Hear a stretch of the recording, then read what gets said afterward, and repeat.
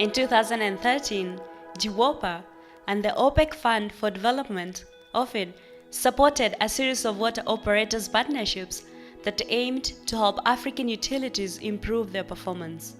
With the support of a mentor and through the WOPs, 9 mentee utilities developed short-term action plans and medium-term performance improvement plans or PIPs.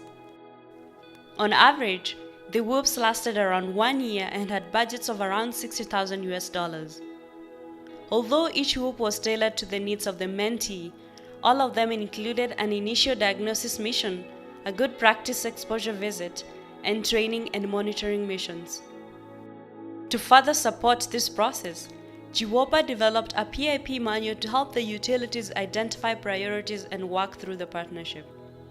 In each case, a number of key themes were identified by the recipient utility as priority.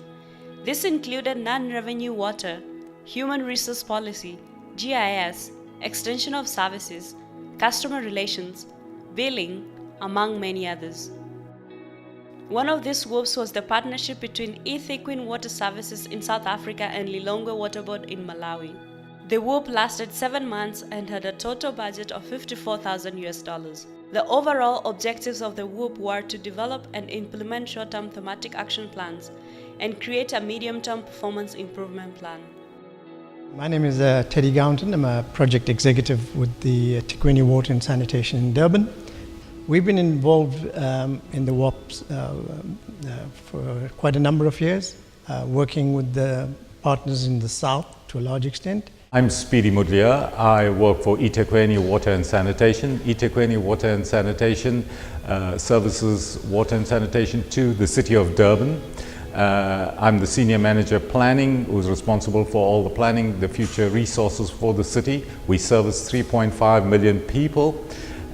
In that process, we operate and maintain both the water infrastructure and the wastewater infrastructure. My name is Verson Kafodia from Lilongwe Water Board, Malawi. I work as a zone manager. In the WOP that we have with the eThekwini Water and Supply and Sanitation, I was the coordinator on the mentee side because EWS is the mentor. Lilongwe Water Board services about 1 million people. We have 55,000 connections. It all started with a memorandum of agreement that was signed, facilitated by GWOPA. The WOP itself was a huge success. Whilst we looked at a whole range of thematic areas, that was more to give us an understanding of what the situation is with the mentees. And then from there, we developed the short-term goals with a view then to looking at the medium-term goals. At that diagnostic, we developed a thematic matrix where we then identified critical areas, and from the critical areas, then we started developing the action plan.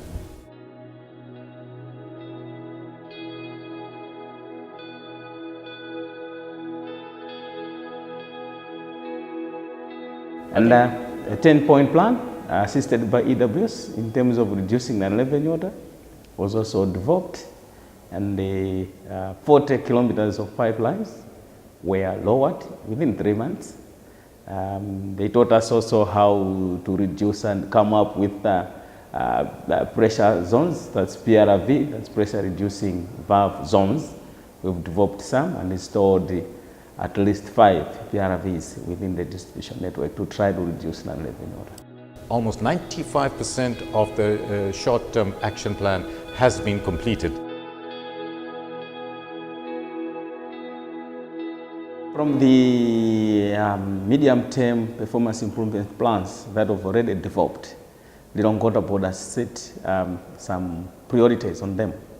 And most of the items that are on the medium-term performance improvement plan are already included in the Lilongwe Water Board 2015-16 budget.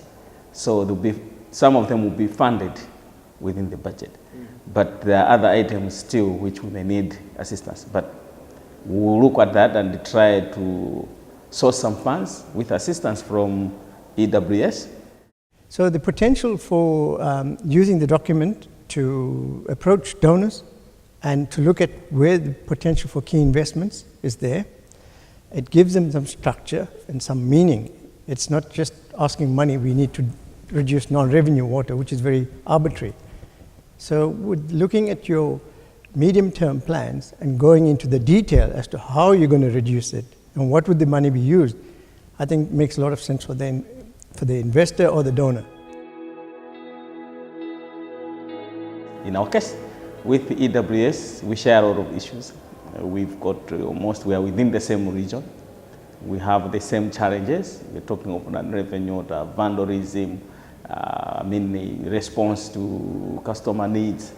So with that, and looking at how advanced EWS is, the staff from Lirongoda board was motivated.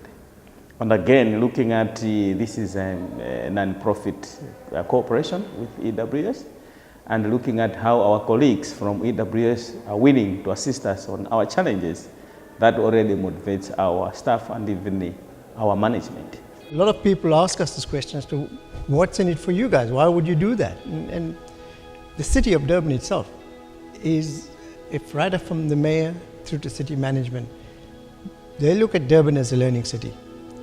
And it's not only with a focus within South Africa, but they're also looking at the external. How can we help our neighbors? Because, and also sharing, it's not a one-way kind of traffic. We are also learning through the process. So Lirongoda board has set aside some funds within its budget for 2015-16 for the continuation of the cooperation.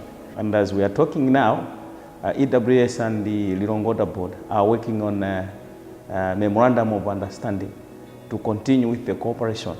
I like your phrase, it's a marriage, and from what I can see, EWS is married to Lirongoda Water Board.